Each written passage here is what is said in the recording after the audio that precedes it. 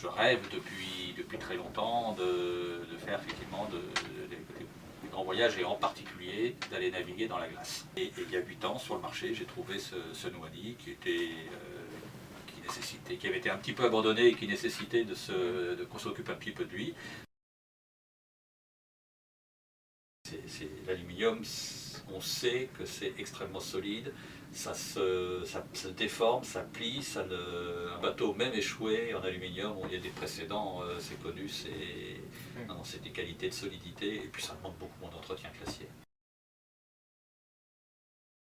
Le projet initial c'était de faire le passage du Nord-Ouest, mais c'était le début d'une balade de 2 ans et demi qui consiste à faire un tour du monde vertical et repasser au nord, donc par le passage du Nord-Ouest au nord du Canada, descendre par le Pacifique.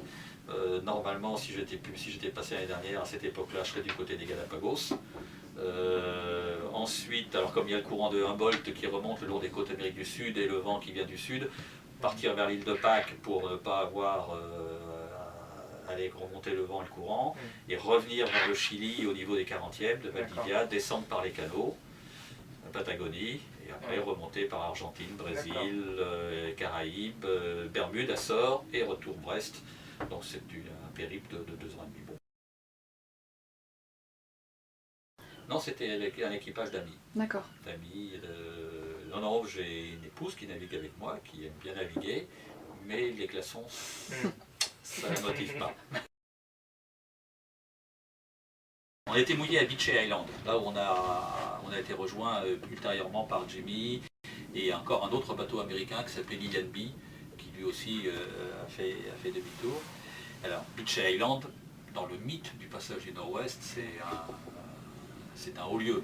C'est là où a hiverné l'expédition de l'amiral John Franklin en 1845. Voilà, dans toute l'histoire, dans le mythe. Et puis, ça faisait 2-3 jours qu'on était là. On a vu les phoques qui commençaient à s'exciter, qui manifestement commençaient à chasser. Et puis en regardant bien, ils étaient par groupe, mais c'était de manière coordonnée. Et en fait, c'est un banc de capelans qui est rentré dans la baie. Et le soir, je sors pour aller dans le cockpit et à 3 mètres du bateau, mais vraiment à toucher le bateau, une baleine. Et à ce moment-là, on a vu un spectacle, ça a duré à peu près 2 heures. La baleine.